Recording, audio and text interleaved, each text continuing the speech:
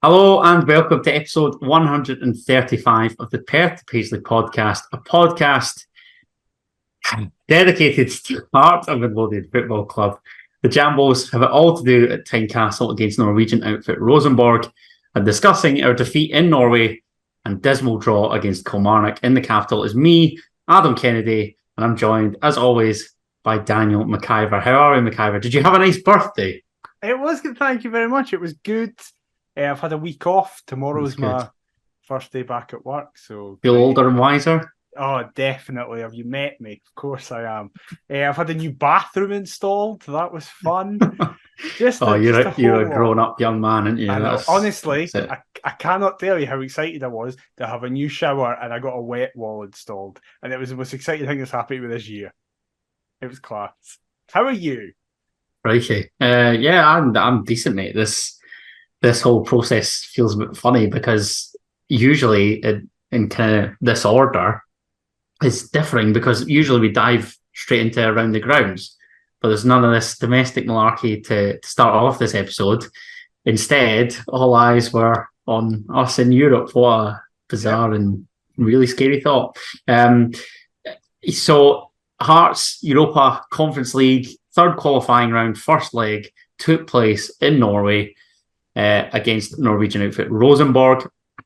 Frankie McAvoy, our definite manager, made 3 changes from the side that beat St Johnstone 2-0 at McDiarmid Park the weekend prior. Alex Cochrane is, of course, suspended for the first 3 league games. Benny Beningame and Alex Lowry replaced Stephen Kingsley, Peter Haring, and Callum Nieuwenhof. Recent signings, obviously, our young Aussie, like I say, Kenneth Vargas and Kyosuke Tagawa. Kyosuke Tagawa. Well done. I'll get it in the end. Hand travelled to Norway due to visa and work permit issues. But Hearts lined up as follows: Xander Clark in goal, back four of Nathaniel Atkinson, Frankie Kent, Kai Rolls and Alex Cochrane, Cammy Devlin and Benny Beningame in front of that back four, with Utaro Oda on the right, Alan Forrest on the left, and Alex Lowry supporting Lawrence Shankland. What did you make of that 11, McIver? Were you surprised by a few inclusions? Well, I'll say now what I said at the time, that if Benny's fit, this is a great thing to see that he's back in the squad, which I think was everybody's reaction. Everybody was surprised to see him start, but I think, like you probably should, we all were like, oh, well, he wouldn't be starting if he wasn't ready to start. So therefore, Hooray, it's great, we're all delighted. It was very, very quickly evident he was not ready to start. But before we get to that, obviously, as you say, all the new guys couldn't play. So that was a bit annoying. But generally, I don't really know who else you would play ahead of them. I think I was glad to see Cochrane come back in because that does say to me that whenever he's available, he is first choice, which he should be. That is very much the position that him and Kingsley should be in. Lowry was I can understand some people who were like, oh, it was a risk to start him. I think Lowry's going to be the through line for this episode, I feel, for me, because I feel like both games, I feel like can be kind of decided by Alex Lowry's performance. And considering it's not been a great week of football, it kind of suggests what I think of his performances. Interesting. But when I saw the starting lineup, my main thing was good. It's probably the strongest team we saw at the time, with the exception of, I think it was a mistake to drop Haring, regardless of any fitness for Benny and Devlin and stuff like that. And very quickly, it was apparent that dropping Peter Haring decided this game. Do you think as though we've sort of overlooked the fact that it was also Alex Cochrane's first appearance of the season? Probably. We probably have, and I think as a fan base we kind of did as well. But honestly... But is that just because Stephen Kingsley has been so poor recently that we're desperate to shoehorn Cochrane back in? Maybe. Maybe it's also a justification of this is a good way to get round the suspension and get him up to speed. Mm-hmm. So you're thinking, oh, well, do that. And I know a lot of people say we should not be using European ties to get players up to speed. No, because that's what I was going to say. You probably use the League Cup tie against Partick Thistle at Tynecastle. Yeah. But again, is there a kind of importance that's placed upon the League Cup because we haven't won it in so long? We've not won a trophy in over a decade now. Also, I think Cochrane was not our biggest problem on Thursday night. I don't think he covered No, himself in definitely glory not. at one specific moment, but generally, Yeah. I thought he was fine. Okay. You've alluded to it there. I think it became very apparent very quickly that we were going to be second best throughout, let's just say. After just 2 minutes, Nathaniel Atkinson looks to send a crossfield ball to Alex Lowry, who you've just talked about. However, our hosts intercept Jayden Nelson, the Canadian left winger who was a pest all evening, found his overlapping fullback, centres a superb ball, but Carlo Holsa up from midfield fortunately fired wide. Benny Beningame. Your man, your favourite. No, don't pin this on me, mate. No, I mean, because I was delighted to see him back. I was most interested to get their thoughts on this first half. Right. Okay. I'm going to come out and say this now.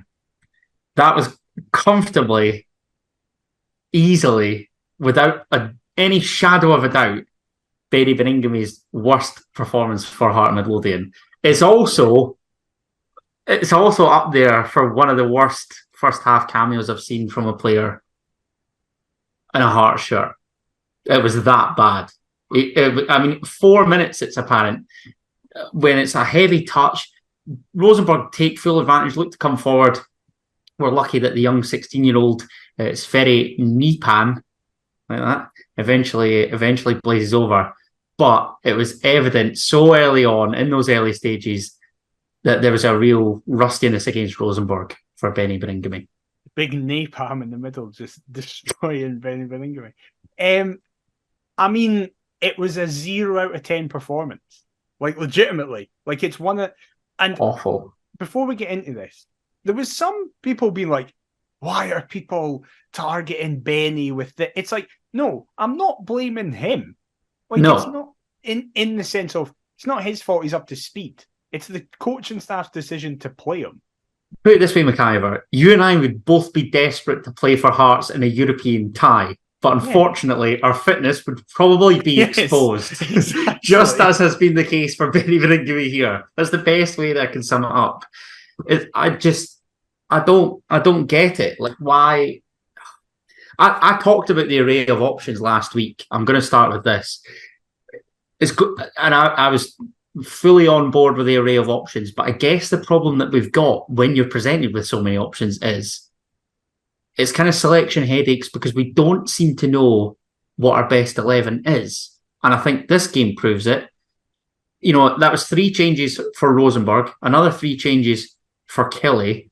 It's probably going to be changes again for Rosenborg in midweek. And then we'll probably see changes for Partick Thistle because we're trying to get those that aren't up to speed.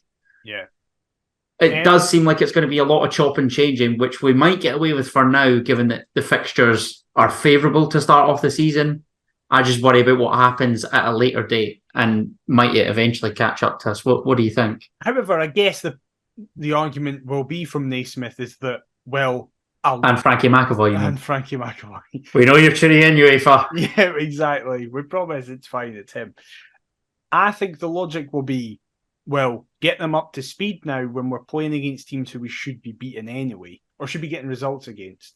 So therefore, when the big teams come around, everybody kind of knows, maybe not even necessarily get them up to fitness, but get them used to each other.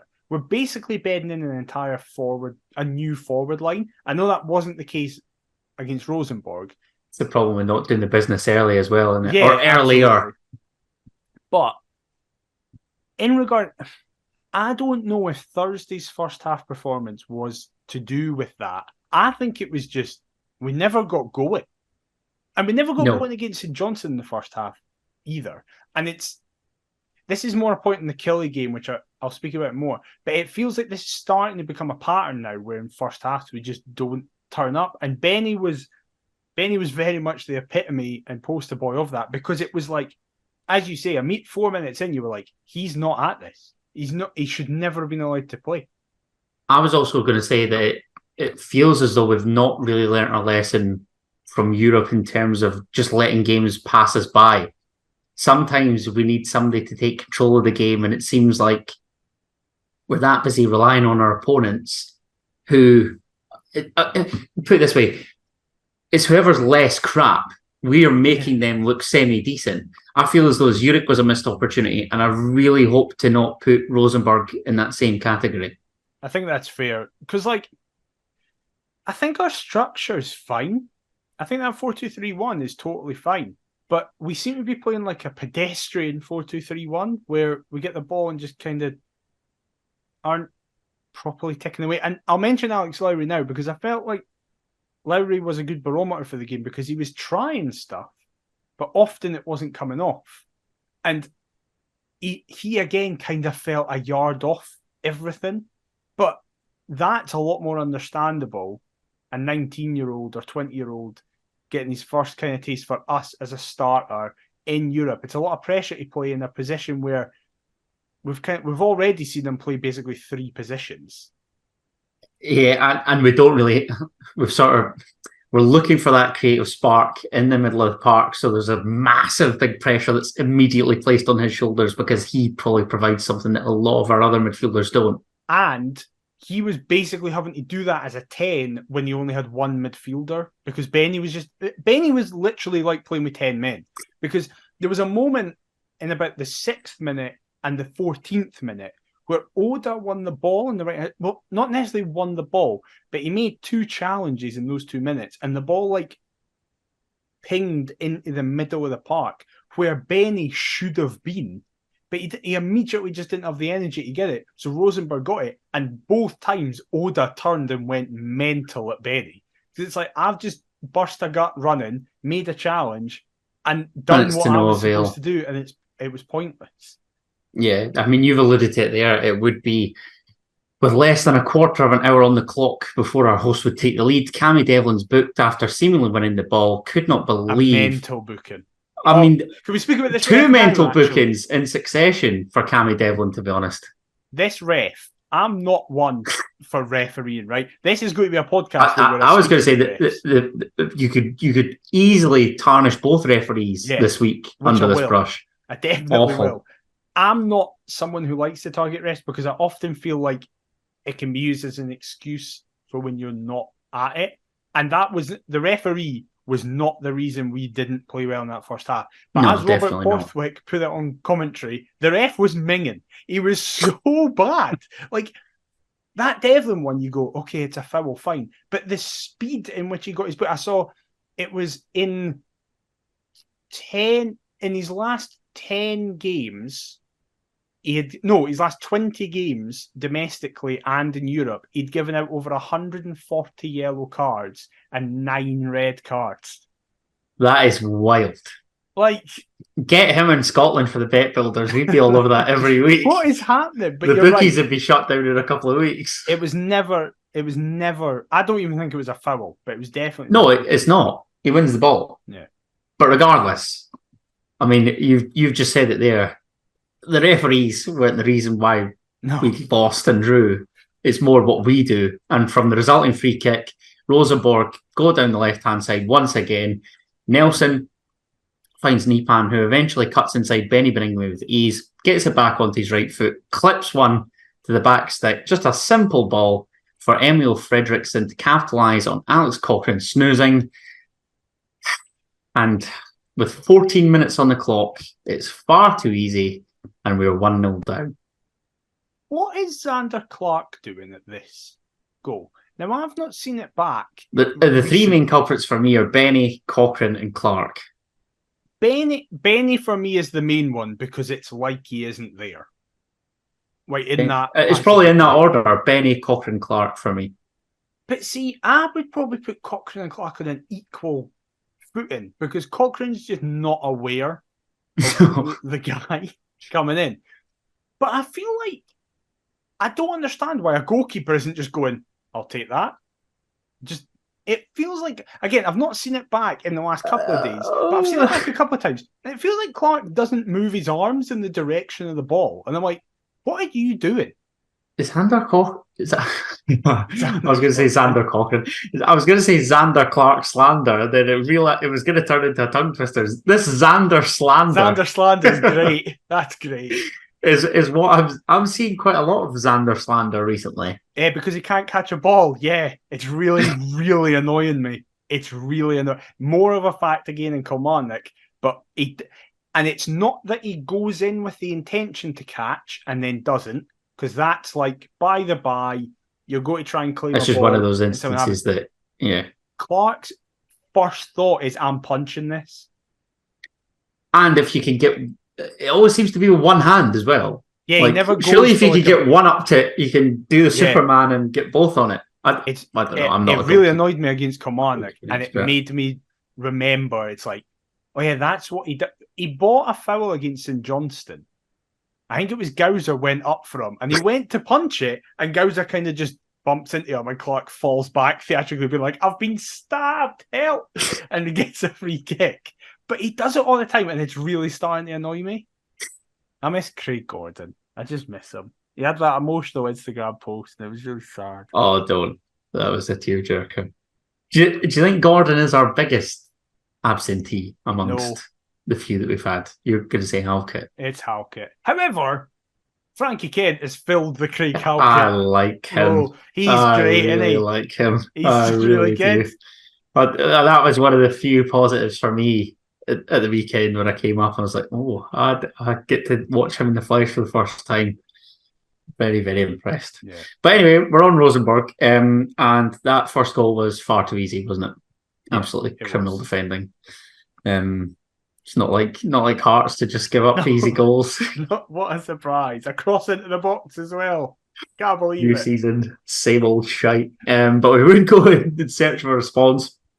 Alex Cochrane, your mate, back in the starting 11, and Alan Forrest looking to link up down the left-hand side. There's a sentence I didn't think I'd be saying. The winger eventually getting a shot away from that left-hand side, but it's a routine save for Andre Hansen in the Rosenborg goal. I'm finding some of these names somewhat tricky, but that was one of the easier ones. And less than a minute later, Rosenborg would again be on the attack, and again it was through, is it Jayden Nelson? Yeah, yes. So. Yeah. Who was getting a lot of joy down that left-hand side. Again, we've seen in the past few days this story break about the boy from Brighton. Is it Opia? Is that his name? Yeah, I think so, yeah. Can't say his first name, but Opia, the defender. I've not even seen his first name. Back. I've just seen him referred to as Opia. I thought it was Oefi. I'll search that. But I'm sorry, but Nathaniel Atkinson has been all right. He started the season off well. Don't get me wrong, but defensively, I still pat my pants when I see a semi-decent left winger come up against us. Well, this is the thing, because I especially have been known to be the most critical of Nathaniel Atkinson, but I felt he's one of our best players against Rosenborg, much like he was one of our best players against St Johnstone, because he provided us something. Yeah, and listen, in an offensive sense, I agree that he was poor defensively, but I think that, like, the winger he's coming up against is a Canadian internationalist and is fast as fuck. Like, I think anybody in that position would struggle. That's clearly their best player. Their entire game plan was built around he was good, that boy Nelson. And he had no support from inside. So he can't... We've seen this system. The fullbacks invert massively, right? So I think what was happening was Atkinson was inverting, the ball would be lost in transition, and then they would play it, and because he's so fast, it wouldn't matter that Atkinson was there or not, because the inversions happened, and he's so quick he can just get there. So a lot of times I think people were like, where's Atkinson? What's he doing? I'm like, he's following the tactics that he's been told. When we have the ball, invert and look for a space in that. Yeah. And he was then, additionally, on top of having to invert, he was having to then just do the midfield role of Benny when we had the ball. So Atkinson was being asked so much, which he is in this system. So whilst, a lot of the Rosenborg attacks were down that side, and you would go, well, that's because Atkinson's having a bad game, I still felt he did all right for what he was up against. Fair point. Fair point. He's turning me around, Adam. He's turning me around. Listen, if he improves, then that's great. But still wants to get another right back. Yeah, I was going to say exactly that. I want competition for places. Because if anything happens to him, then we're relying on Toby Sibbick. And as much as we've seen away. Toby Sibbick, do you think he is? Yeah, he's clearly away. And I want to speak about this. My missus will be absolutely devastated. She loves Toby Sibbick. I'll be devastated. He should not be leaving. No. But I think he's away. So you reckon that Odell Offia will take his place? There you go. Right. Is it Offia or Offia? Apparently it's Offia. Offia. Oh, yeah. See, there we go. I'm getting here with these names. Well, the last fullback we had for Brighton was fucking amazing. And I loved him. That's true. Hibs link with Brighton's going really well for them, isn't it? It's going great, isn't it? What's the point? They need some defenders, I know. But that geezer Nelson opted to try his luck. Clark pushes away and rolls clears. Lucky that it's only one at this stage, I think, with the half-hour mark approaching. And Tobias Burkayat tries his luck from range, and as Clark's scrambling, but it trickles past the keeper's right-hand post. For you, McIver, we were under the cosh, let's just say, in that opening half hour. Was it simply a case of get to half-time at 1-0 down and take it from there? Yeah, and I would have taken Benny off at the half-hour mark at this point. I would have been like, get him off. Jesus Christ. We're playing with 10 men here. It was just terrible. We couldn't do really anything. Bad. We couldn't put our foot in the ball. It was nearly as bad as the perfectly legal stream that I tried to watch it on before caving in and buying the pay-per-view because I'm a tight bastard. Yeah, I was watching from the start on the pay-per-view. I see. You're a smart man. I'm never risking it again. And another part was, and again, this will kind of be a theme more in the next game. I felt that Shankland was really poor in that first half in terms of it wasn't sticking. So I fully understand that he was getting no service, right? Yeah, I was about to say that. You're only as good as the service that you receive in the past few games. Yeah, definitely. He hasn't. But at the same time, what Shankland last season was really good at is getting 2 bits of service and at least making the ball stick to him and then trying something. 4 times in that first half, the ball got played up to him and he either lost it in the air, lost it on the ground, or he just couldn't get his feet under him. And I was like, what are you doing? Like, it just felt like he was completely off it. And then behind him, Oda was trying, but again, it's like he wasn't getting a load yet. Forrest is Alan Forrest. Like, he was Alan Forrest. And Lowry was the most effective, if you can say any of our forward line was effective in that first half. But again, he didn't do much weight. So it was like, if we get half-time at 1-0, I reckon how we've done it, and then in the end, we didn't. We did not. I wanted to ask about our build-up because it is so slow. I feel as though that's the case in both games, more so the second. But I don't know who our starting 2 in front of the back 4 should be at this current minute in time. I honestly couldn't tell you. I know one of them, and his name's Peter Haring.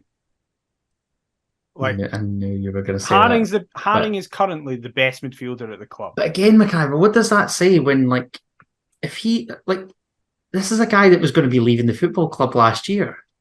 Wrongfully, though, and he's clearly still really good. In your opinion, look, there's no doubt in Pedro on the ball, but I'm sorry. I mean, I genuinely believe I'm quicker than him.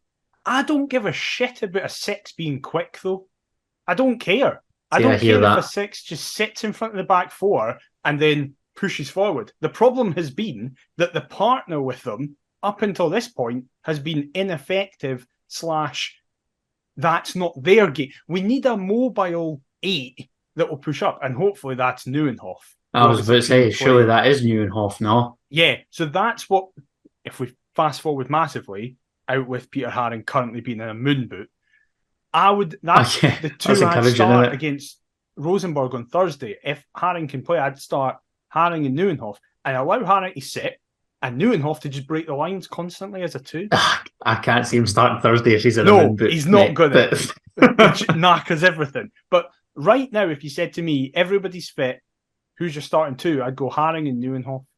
Because Cammy Devlin's come under a lot of criticism as well, and you're his biggest fan, or were his biggest fan. I think the criticism has been harsh on the back of the past 2 games. I think it's been weird levels of criticism for the last 2 games because I felt against Rosenborg, his booking hampered him massively, really unfairly, because that is 100%. Then you're not leaping into the same challenges, and you're not getting quite as stuck. And that's his game. Exactly. His game goes out the window as soon as he's shown that yellow card. 100%. Against Killy, I felt he was good up until his booking, and then again it changes the way he plays. The complexion of his afternoon. But just now it's like Haring's our best passer. Haring's our most calm player. Haring's our most robust player, but he's just not good at breaking lines. But it's because that's like going, well, why isn't Frankie Kent breaking the lines? It's like, because that's not his job. We need a mobile centre midfielder. We need anybody to break the lines. We don't have anyone that does. Yeah, we don't have anyone that does. And this second goal was so symptomatic of it, where Benny is at fault the whole time. Yeah, some further sloppiness from the visitors is taken advantage of by the hosts. Like you say, Benny Beningame cannot get the ball under control, sends a poor pass in search of Alex Lowry, few passes on halfway, and Rosenborg are offski. How do you say this geezer's name again? Nipan. Sorry, I need to write out the, like, you know how they do, like, the that just ran the show in the first half, and then the hyphen pan. I had it further up, but I couldn't see it just there. Nipan receives a nice flick, advances, leaves Benny for dead, rolls into Nelson's path. Hearts are protested for offside, but the former Toronto winger has the simple task of slotting home from a manner of yards out. 2-0, right on the verge of half-time, a terrible time to concede, and it's a potentially long evening in store.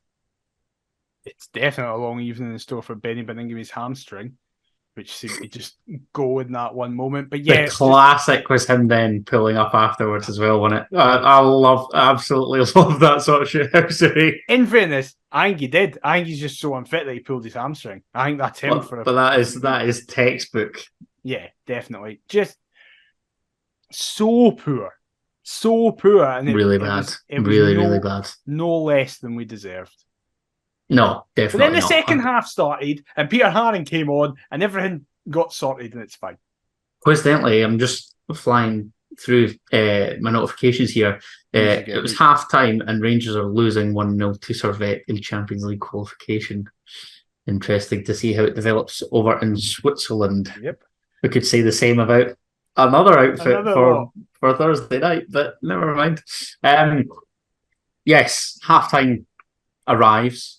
Peter Haring arrives onto the scene. Benny Beningame off.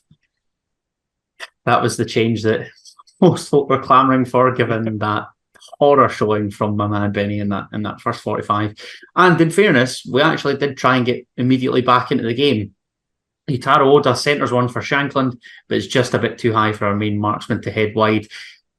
You said it there. Shankland was starved of service in that first half. Finally, he's got a decent cross, but yet he isn't in the correct position. Yeah. His feet seem to be tangled amongst themselves, and he sort of stretches and can't quite get there because it's over his noggin, and he gets something on it, but it's to no avail. Aye. But it immediately was like, right, good. We're pushing. We're actually doing something. There was actually a moment in the 50th minute. It hasn't really made any highlights packages that I've seen. And it was just like the moment where it was like, yeah, Haring needs to start in this midfield. Kent played it to Cochrane. Cochrane played it back to Rolls. Rolls played it to Kent. Kent played it to Clark. Clark played it to Rolls. And suddenly, Haring just screamed at Rolls to give him the ball. Haring got the ball turned and switched it to Oda in like one movement. And we were on. Oda eventually got tackled. But it was that moment where Haring just went, I'm losing my mind just watching this in front of me. Give me it. What you've said just there about the centre halves and goalkeeper touching the ball just reeks of Robbie Nielsen, right? And you could see why Haring was omitted for so long, because obviously he's then screaming for the ball as if to say, never mind the centre halves and the goalie dicking around with the ball. I want some of that.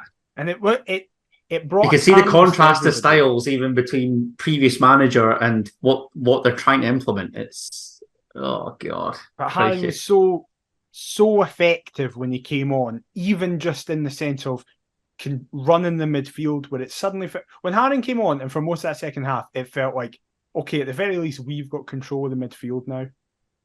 Yeah.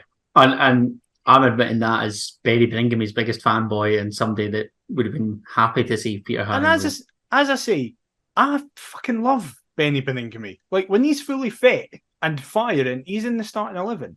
Yeah. But he's not there yet. No. And it's again, it should go against the coaching team that he was put in the position to come under this level of fire. Definitely. I think we'll see him at the weekend. I'd like to see him get 90 minutes under his belt, if possible, but I don't know. We'll see. We eventually have a penalty appeal waved away. Alex Cochrane, obviously back in the team, sends a ball over the top in search of Alex Lowry. I think we were clutching at straws. That's a penalty. That's a penalty. That's a penalty. The defender gets the ball, wins it cleanly. There's contact. That's fine. But Lowry's not in possession, and it just I don't know. That's the goalie. The rule, though. The rule isn't. You have to be in possession. I think it would have been soft, mate. I'll be honest. The possession rule comes into effect with the defender. So the defender wins the ball, so Lowry's out of possession. So it's regardless of how much contact is made by the defender after it, if the he's in possession of the takes ball. him out. The keeper then just coming rampaging out, not because the keeper can only do that if he has a chance at getting the ball. Because the defender's taken it away, he has no chance of getting the ball and collides. It's exactly the logic behind Onana, how he should have given a penalty away. Oh my goodness. So please tell me you watched that last night. That's a more severe example, but it's the same thing in the terms of that's a keeper who's nowhere near the ball and made contact with an opponent. It should have been a penalty. You just reminded me of two things. One, I was fortunate to have a Luke Shaw clean sheet on my fantasy football because Wolves are perhaps the most wasteful team I think I've ever seen. They're even more wasteful than we are. And I placed a bet ages ago. Sky were doing like one of those enhanced ones where it's like an opening weekend special. Arsenal, Man City, Liverpool and Man United all to win. So I was begging that Man United would at least concede an equaliser because I'd much rather two teams let me down than one. But of course, they somehow managed to sneak a 1-0 win. That is the most undeserved victory I think I've seen in a long time. But we digress, no matter. Further changes. Stephen Kingsley and George Grant on. Alex Lowry and Alan Forrest off. Shankly would then flick a free kick that lands at the back post into the box for Kai Rolls to head goalwards. But it's a comfortable gather for the Rosenborg keeper, Hansen, once again. And finally, I want to speak about the final substitution, which was Cammy Devlin off, young Aidan Denham on. Now, this is a player that's featured in the Lowland League for Hearts B. This is a player that seemingly was going to leave the club in the summer before this management team, aka Stephen A. Smith, came in. And to be honest, he's had a couple of cameos off the bench, and I really like what I've seen from the young man. So, firstly, on the point about how he was going to be let go, that's mental. What were we doing? I don't know. Like, this is what we spoke about the youths last week. I don't know. Who is our scouting team? Who's watching these games? Are we watching them with blindfolds on? What's going on? I don't know. But I think Denham's been good. I don't think he's been at the level that Twitter seems to think he's been at, where it's like he should now start in the crunch game against Rosenborg in the middle of the park. I'm like, he was good. Mate, both. I saw somebody give him a 9 rating off the bench, I think, the other day. Like, listen, please do not think I'm deriding him in any way. I don't think he's put a if anything, it's a great story. I've been gagging on a youth graduate since Aaron Hickey left, since Andy Irving left. Listen, I think both his cameos this past week were good. Didn't put a foot wrong, got involved, had an impact. The way some folk are going on, though, is like he was the best player on the park when he came on both times. I'm like, listen, he was good. That's what you want. You want you want a youth 19-year-old prospect who coming off the bench and to not look out of place, which he didn't. He didn't look out of place at all. And he came on, did well. I don't think it does anybody any favours going, well, this is it now. He should be a starter. It's like, no, I'm fine with how it's currently going. I think Naismith's actually doing really well and smart with this, where it's like, you'll get minutes, you'll get minutes, you'll get minutes. Slowly build yourself up. Like, for example, I think Partick Thistle, that's a good place to start. Yeah, I could see that. Rosenborg. He and Benny Bringamy as the duo. Yeah, exactly. Rosenborg in a game where we need to win. I mean, I understand when people are like, but the story where it's like we start an academy guy and we end up winning the game. I'm like, that is one hand. On the other hand, they put 3 in the middle of the park and he gets overrun and we get beat 2-0. They'd be the first to slew him, saying, "Why are you chucking the young boy in there? Yeah, this isn't Roy the Rovers. Like, let's just all settle down, relax." But I remember the last young midfielder that we gassed up, and look at him now. Yeah, like, absolutely fair play. Aiden has done he's done better than I thought. I thought he would he's exceeded expectations so far. He's done well. We do not need to now suddenly go, right, if he doesn't start, McAvoy / Naismith out kind of thing. The last point that I want to chat about with regards to Norway was George Grant's free kick on 77 minutes, flicked on by Kai Rolls. Stephen Kingsley gathers, centres for Lawrence Shankland to haul Hearts back into the tie. Phenomenal header. That was ultimately all that she wrote McIver, but that could prove pivotal that we go from Trondheim to Tynecastle with just the 1 goal deficit, couldn't it?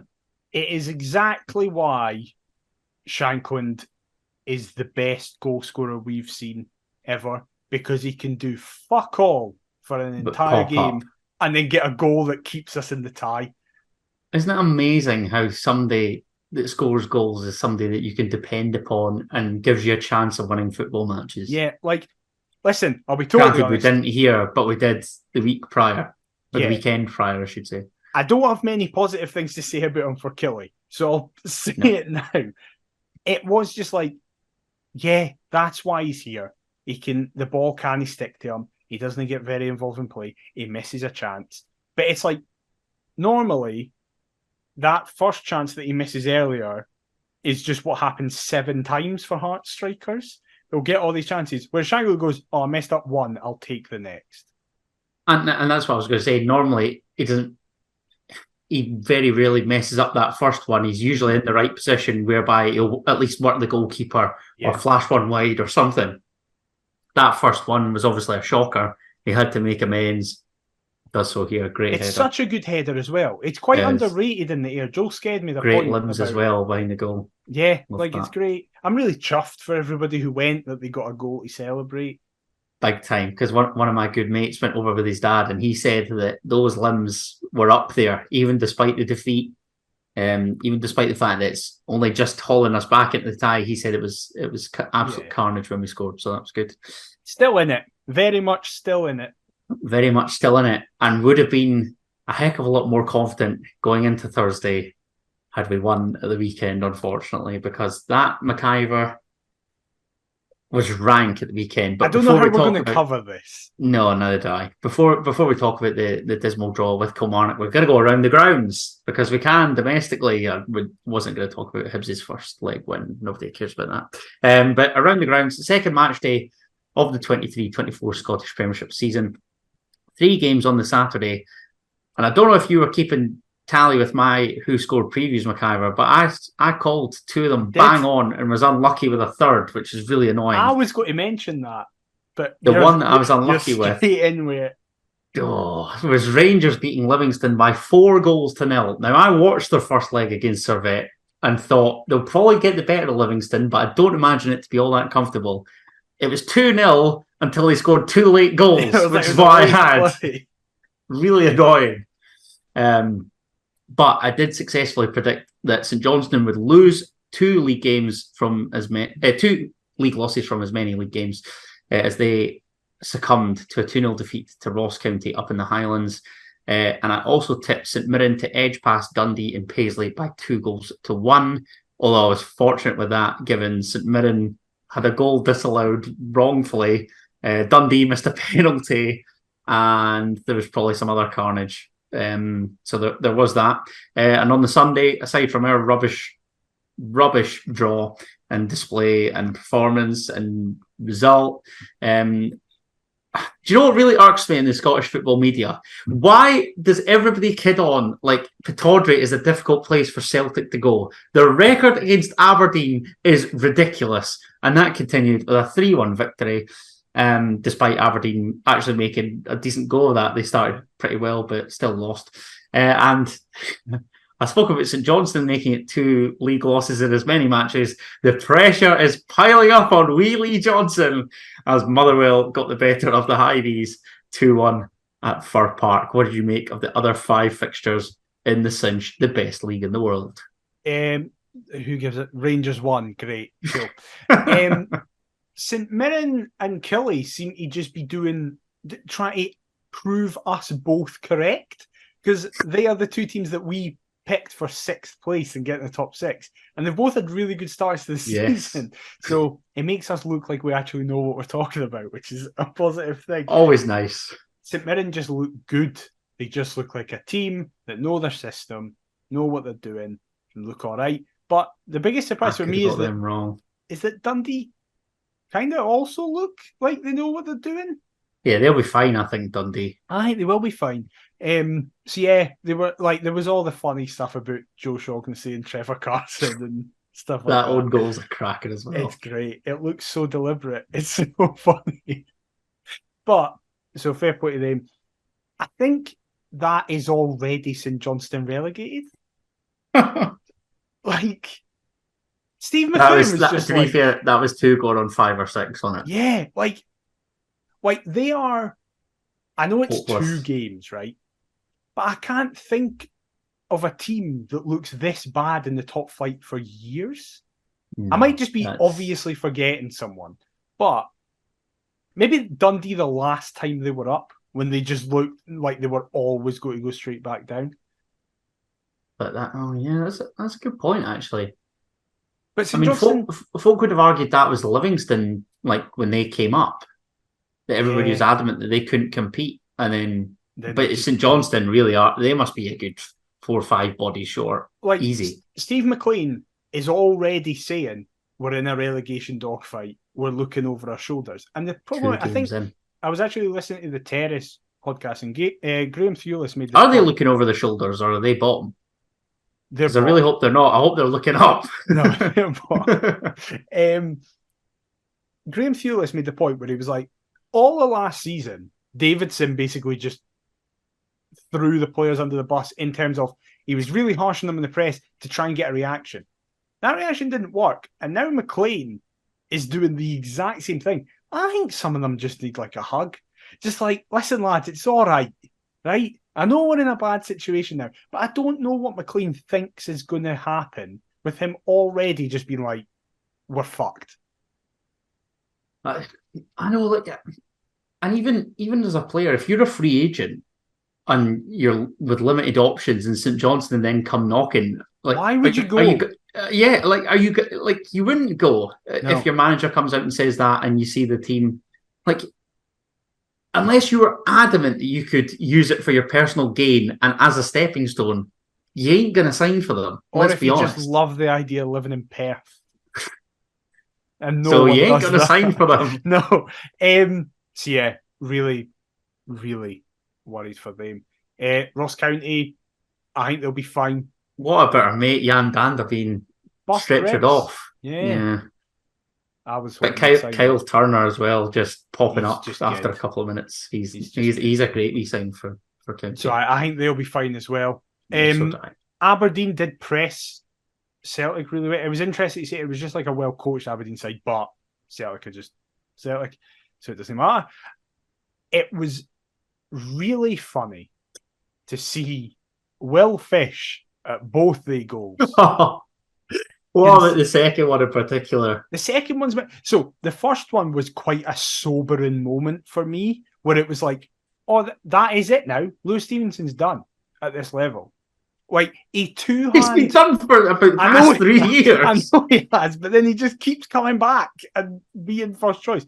But he two-hand pushes that guy and the guy acts like he isn't even there. Then he bodies him again before Wilfish just runs towards the ball, and it allows that. Is it Wilkinson? Connor Wilkinson, yeah. Yeah, to score. But then the second one, it's Beereth when he turns him inside out. I My don't know goodness, what's Wilfish is still spinning now. Yeah, like, listen, they get a penalty at the end, Hibs, and I don't know if you're like, oh well, there's something for us to take, and I know that there are no positives from that performance. They had such a good result midweek, and I know that they rested guys for Motherwell. Like Ewan wasn't playing, Boyle wasn't playing, Jake Hayes wasn't playing, stuff like that. But still, this fixture a week malarkey is not all it's cracked up to be, Hibs, is it? I still feel like the team that played on the park should have beaten Motherwell. Like, yeah. I mean, I know I said it in the Premiership predictions that I do believe he'll be sacked. He is under big pressure already, isn't he? Let's be honest. I think this week is so they've got Wraith in the cup there.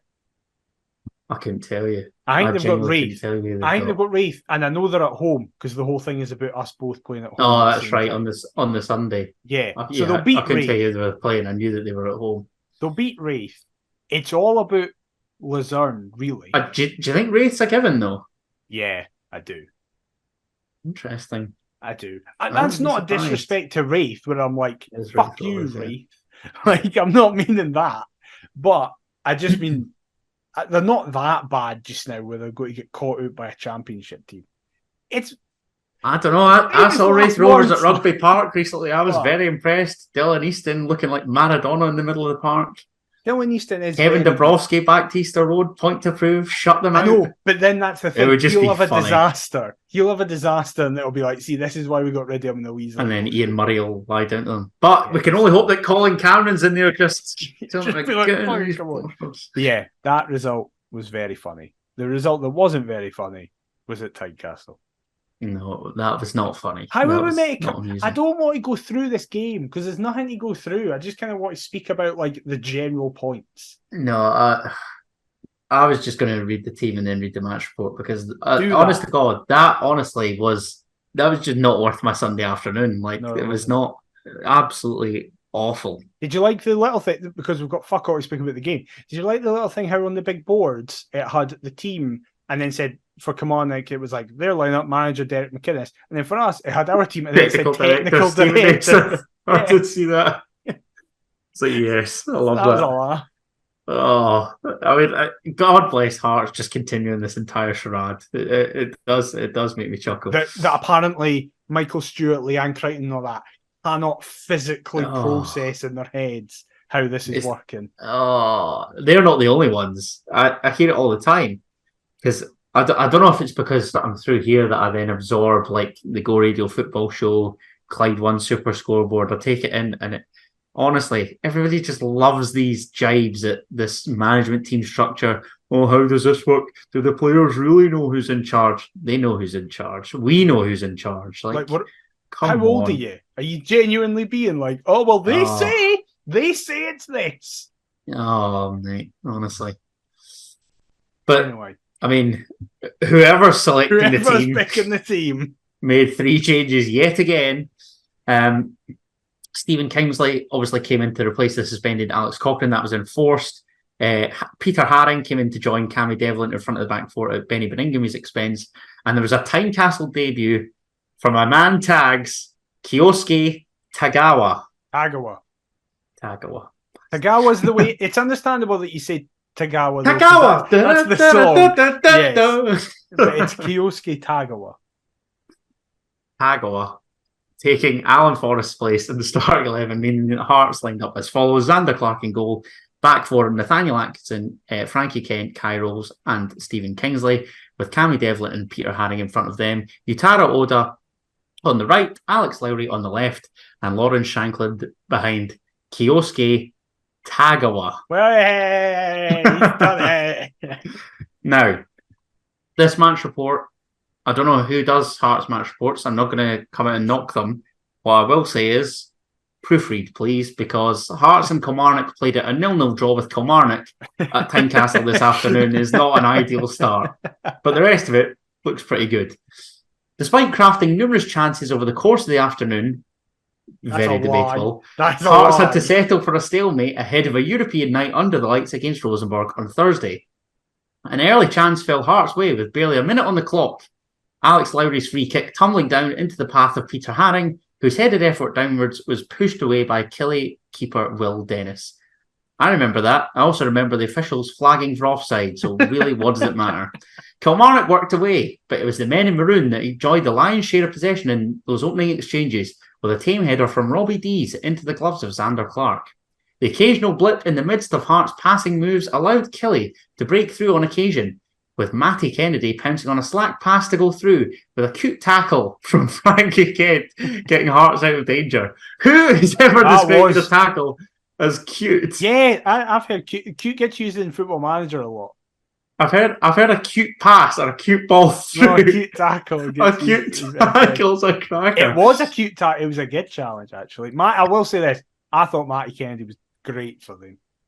And I thought when he'd signed for Aberdeen that we dodged a bullet. So there you go. It just goes to show sometimes it's right guy, wrong club. Yeah. And Derek McInnes is a wonderful manager at this level. Yeah. Hearts crafted nice passages of play.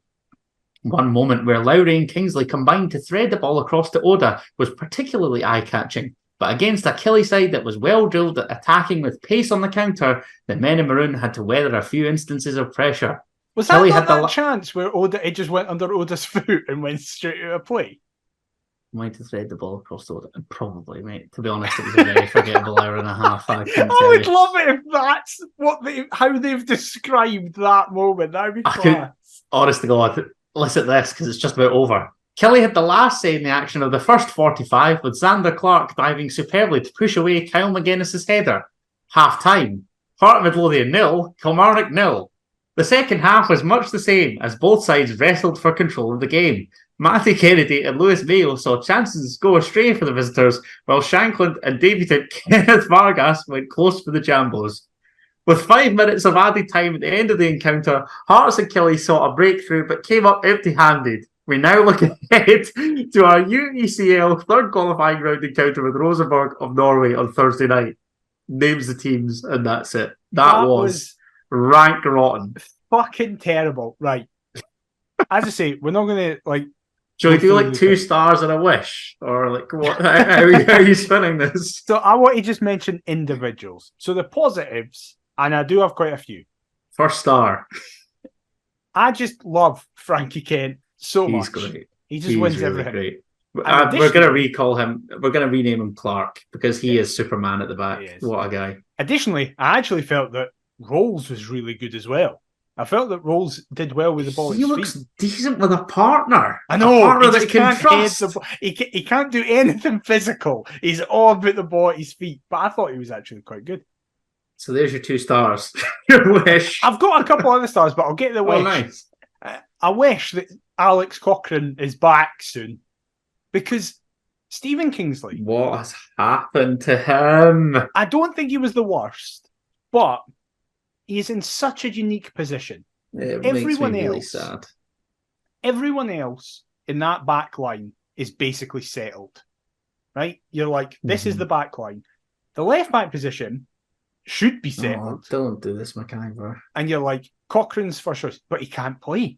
Which is really unique because it's not because he's injured. He's there and ready to go because it's a suspension. So, Stephen, you've been given this opportunity, mate. You've got 3 games domestically against 3 of... Now, Killie now have been very quickly proven to not be one of the easier teams in the league. But no, I tipped them for top 6. That's looking a good shout. But 2 out of the 3 are 2 of the teams that will be down the bottom of the league. You have to imagine. By the end of it. Now, obviously, one of them hasn't happened yet, so he might have a man of the match level performance against that. But the point is, so far, Stephen Kingsley has shown me absolutely nothing as to why he should keep that place in the starting 11. Yes, he had a few nice wee passes, made a few challenges, but nothing that Alex Cochrane wouldn't do either. It's not like it was like, oh, that ball that he played, you'd never imagine Cochrane playing it, or that challenge and tracking back he made, you'd never imagine Alex getting there. No, every single positive thing he did, you would think Cochrane would do it, but all the negative things, you'd be like, Cochrane wouldn't do that, Cochrane wouldn't have that lax a pass, Cochrane wouldn't have that. poor run. The amount of times Kingsley just shelled the ball out of play was and yet he gets into good areas as well. I think he put in one decent cross in the first half that I thought was in a really good area, but nobody was there. Yeah. And other than that, it was awful. So poor. So poor. What has happened to him, mate? It's ever since that injury. Yeah, it is. And that can often happen, right? Like, players affect injuries. But it's such a dramatic drop. It's like he went from arguably, in that kit that you're wearing, yes, he was outstanding. The player of the year. Yeah. Him and Gordon. When you see like those accounts, those football accounts, it's like, what player do you think of when you see this kit? Stephen Kingsley would be a candidate. Yes, definitely. And the drop-off has been so steep that it's like he can have no complaints. That I swear to God, if Cochrane doesn't come back in when he's available to... I mean, he should be starting on Thursday, but I mean in terms of just going forward, Cochrane better be the starter. To go back to a positive, I thought Kenny Vargas looked really good when he came on. He's a wee rag, isn't he? You can tell he's going to be annoying as fuck to play against. Be nuts. He's loco. That moment where I think it was Lewis Mayo, the ball was like in the air and Vargas just bolted towards it. Mayo tried to clear it. It hits off Mayo and Vargas. Vargas traps it and then wins a foul from nothing. And it was like, that's what I want for you. Loads of running and just annoying folk. I'm sorry, do you know what I love? I think one of his first touches was like a misplaced pass or something. And I just love Hearts fans that around me were going, send him back. Like, it was just shy. Get him back on the plane. I was just like, yes, I am on board with that. I love that sort of funny stuff.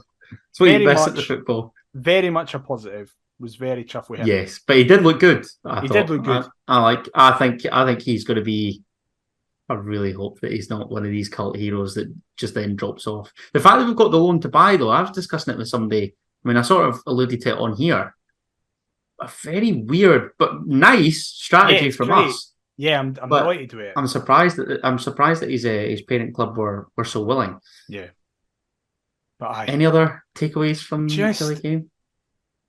Again, it was that was Shanklin's worst game for us ever by a mile, because I don't understand how he stayed on the pitch. Probably.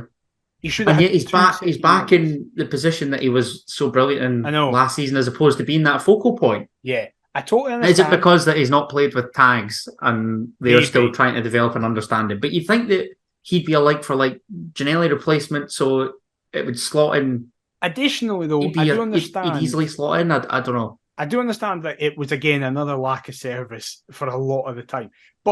And Kelly were well organised as well, as you'd expect. Listen, I think you're right that Kelly will get top six. That back three off the two.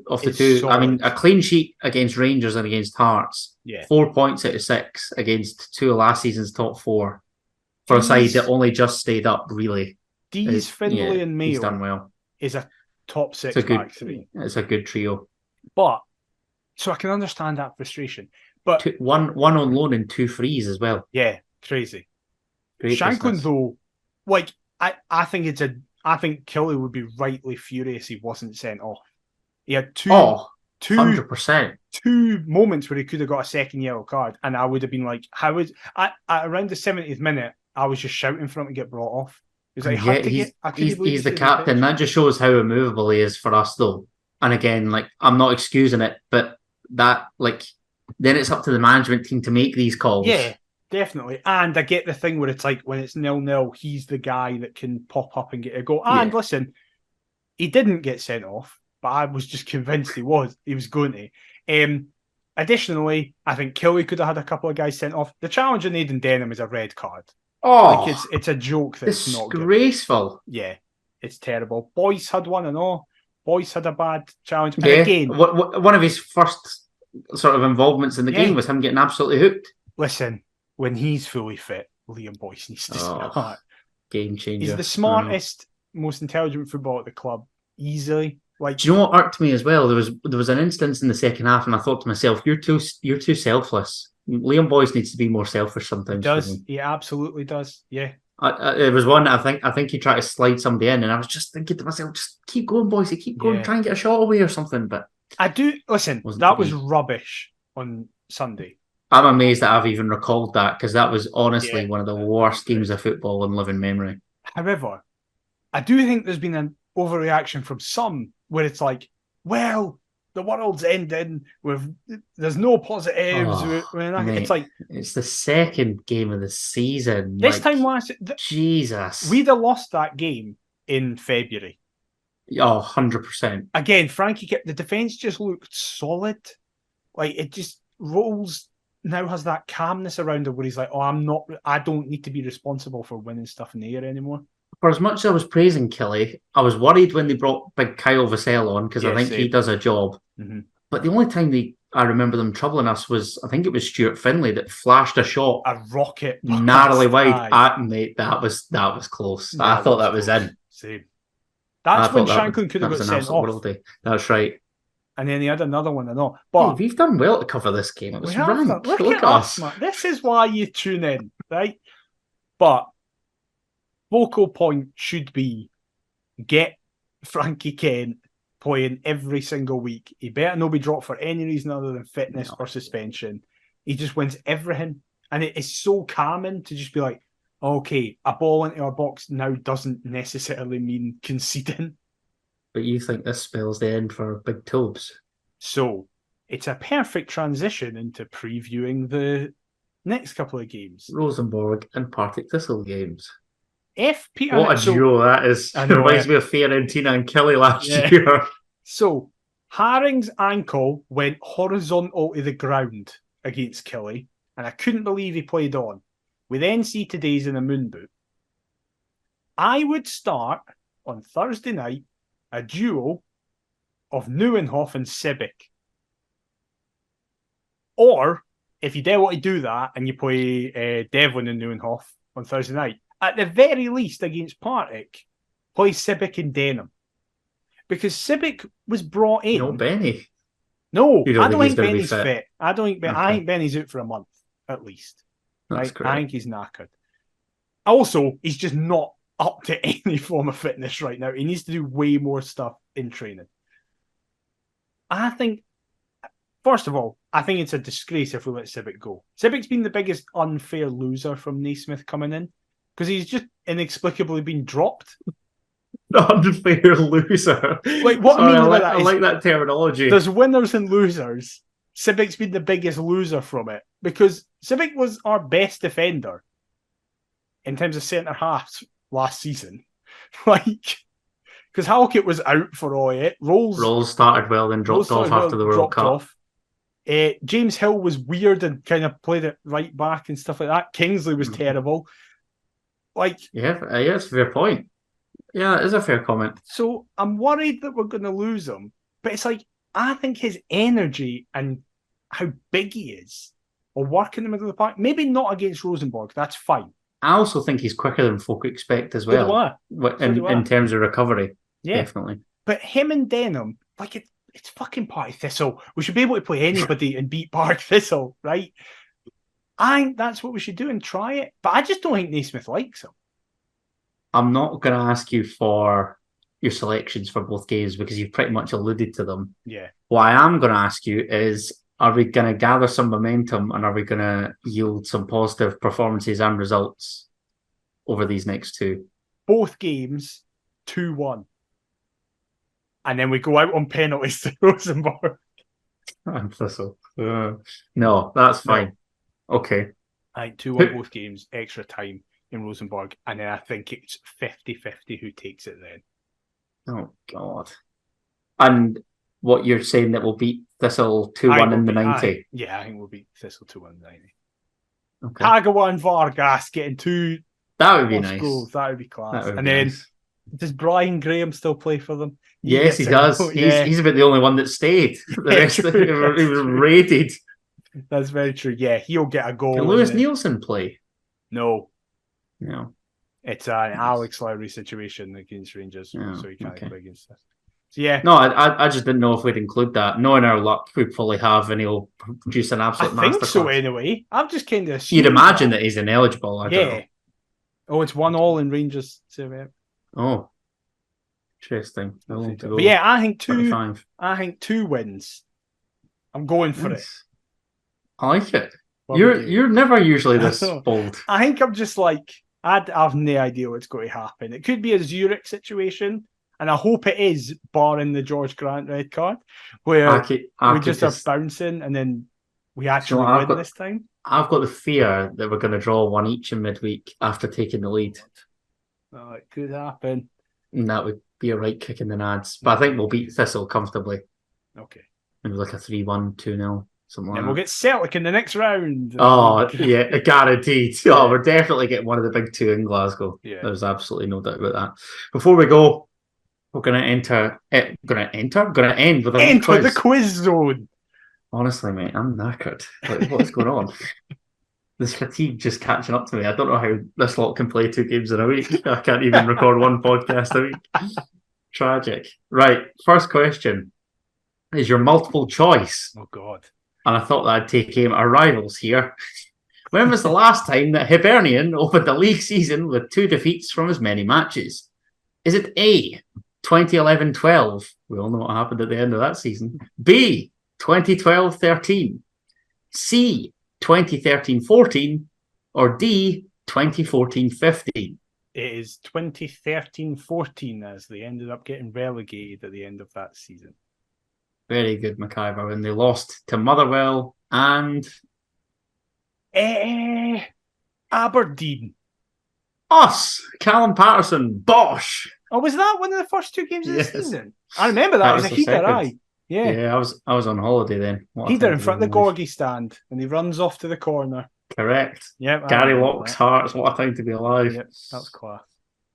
So good start. 1 from 1. 1 for 1. Question number 2. In last season's sole Scottish Premiership match between Hearts and Kilmarnock at Tynecastle, which the Jambos won 3-1, who scored the Men in Maroon's goals? Well, see, this is the thing. Folk were like, in a reply to us last week, where we were speaking about like, oh, we're always rubbish against them at Tynecastle. Folk were like, oh, remember we beat them? And I was like, no, I was at it, but I have absolutely no memory of that game. I remember us talking about it, but... I don't remember it happening at all. So I'm going to take a guess. I'm going to go Shankland, because fucking surely it was. Scored a brace, yes. And... Oh, seriously, 1. Yes. Was he here at this point? No. That's a wrong season, Daniel. He wasn't here last season. I was about to say Ellis Sims. I'm looking at that top. I'm looking at that top. I'm going to go for Josh Ginnelly. It's the correct answer. Very good. Get in. Just take the 2 top goal scorers last season. Who'd have thought? I honestly thought that you were going to fall into some other trap. I was nearly going to say Cochrane. He just oh, that's annoying. 2 from 2. I have no memory of that game at all. I think you're on for a 5 here. I really do. Dare say that. I'll now get this shit wrong. Oh, fingers crossed. Lawrence Shankland celebrated his 28th birthday with a goal against Rosenborg. But which former 2012 Scottish Cup winner celebrates their birthday today, the 15th of August, as we record? Ryan McGowan. Correct! 3 from 3. Mark Donaldson with your Twitter. Yes, get in. I was hoping you weren't paying attention. I thought what you were going to say there was Lawrence Shankland scored his 4th goal in Europe for Hearts. Whose record did he tie equal with that? Oh. Do you know? It's Stephen Paisley. Mark MDV, really? Yeah. Wow. So I was right. I was like, he's asking it, and then you just totally changed. No, I thought, I'm raging at Mark. I honestly thought that I was going to go under the radar with Gowser, but that's annoying. Right, 3 for 3. You're definitely getting 5 here. No, because then that puts so much pressure on the who am I? True or false, Daniel McIver? Oh, Rosenborg have previously reached the quarterfinals of the Champions League. I know they've definitely reached the round of 16. But I'm going to say they've been in it like 11 times. I'm going to say true, and it was in like the 70s. Daniel McIver. It is true. However, Yes! When it was in 1996-97. Bloody hell, that recently. Fair play. I know. Oh No, God, crikey. it's all reliant on the who It's all am the I? hammer. Forget You're gonna five. get this though. I'm gonna be raging with myself. I can't believe I didn't make this harder. Oh, God. Right, okay, McIver. To seal a perfect 5 from 5. I made my Hearts debut in a European tie, scoring in a 1-1 draw away from home against our continental opponents. Like Craig Gordon, I was stretchered off one Christmas Eve playing for the Men in Maroon, having suffered a recurrence of an ankle injury. After leaving the Jambos, I re-signed for the club I joined them from. Having made my senior debut against Hearts 4 years before signing in Gorgie, I've only played in Scotland and recently dabbled in management at my last club before being sacked after an 8-0 defeat. Who am I? I've no idea. I'm now trying to think of, did De Vries go into management? After that, right, the Christmas Eve thing has thrown me completely. That's good. So I'm just going to have to go very generic with the questions, I think. Okay. Can I, in order, get the clubs this man played for? Yes. Kilmarnock, Hearts, Kilmarnock, Queen of the South, Stranraer. I have a feeling it's not Mark De Vries. So started at Killie, we signed him for Killie, and then he went back to Killie. Indeed. I can't think of anybody that we've signed from Killie. Can you read the clues again? Yes. I made my Hearts debut in a European tie, scoring in a 1-1 draw away from home against our continental opponents.